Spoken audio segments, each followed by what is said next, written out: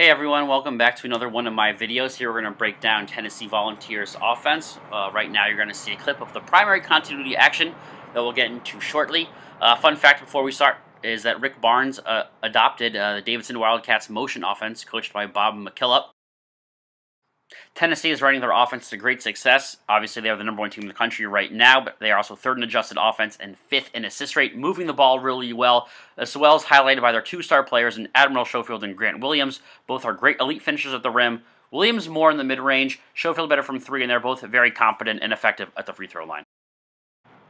Okay, so without further ado, let's get into the motion offense breakdown, and we'll start on the primary read of the primary continuity. Let's go.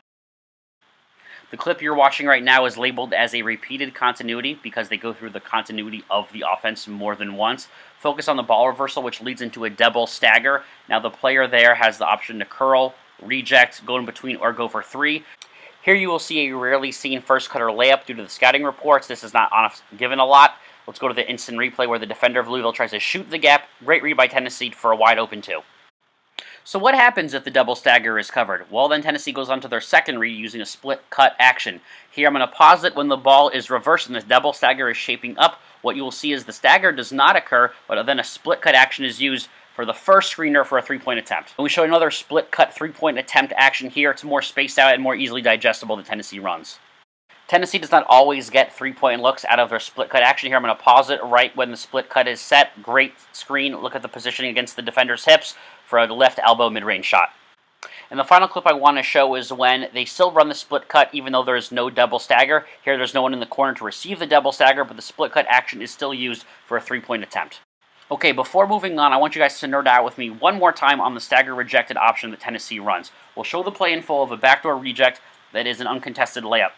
So now in the instant replay, I want you to notice how when 23 in orange, which is Tennessee, when he makes his cut to the basket, notice how his outside foot is at a better angle than the outside hip of the Kansas defender. That is the key to know the backdoor layup is available.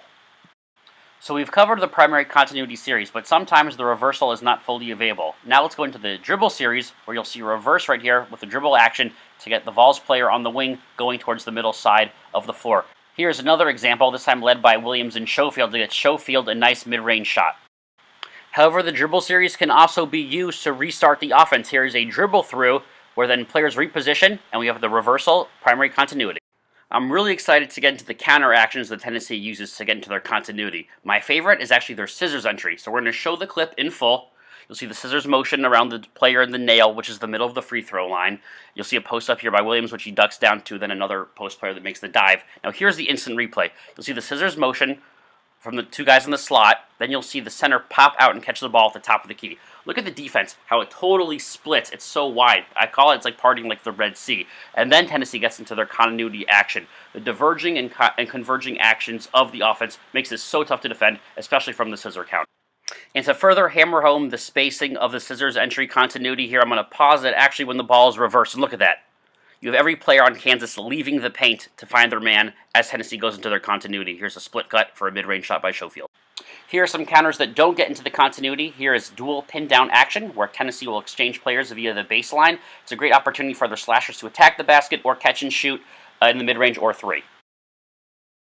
I'm so excited about this action, had to make my graphic for the triangle alert. As you guys know, triangle is my favorite offense. And here Tennessee uses dribble handoff action to get into a single-double. Let's go into the instant replay. So here we'll have the dribble handoff on the perimeter, which is then used to set up a single-double. Single-double is a double stagger on one side and then a single pin-down on the other. Here it gets reversed to the single pin-down side, where Tennessee catches it for a pull-up shot for 2.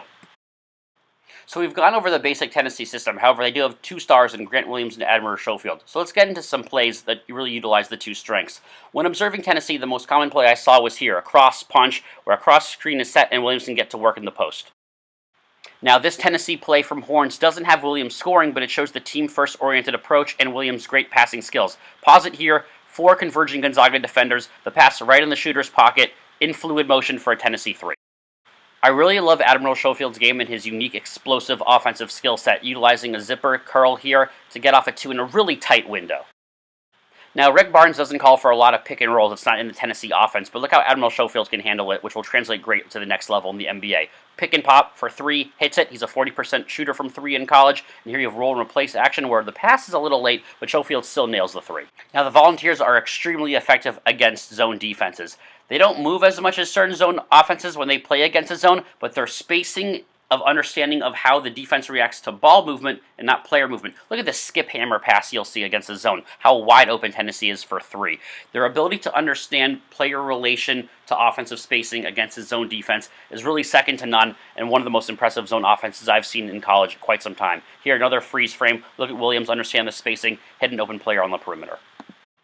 And that concludes my video. Thank you everyone so much for watching. I really enjoyed it. It was a pleasure breaking down the Tennessee Volunteers offense and what they do under Rick Barnes. Please let me know if you guys have positive, negative feedback, what you want me to analyze next.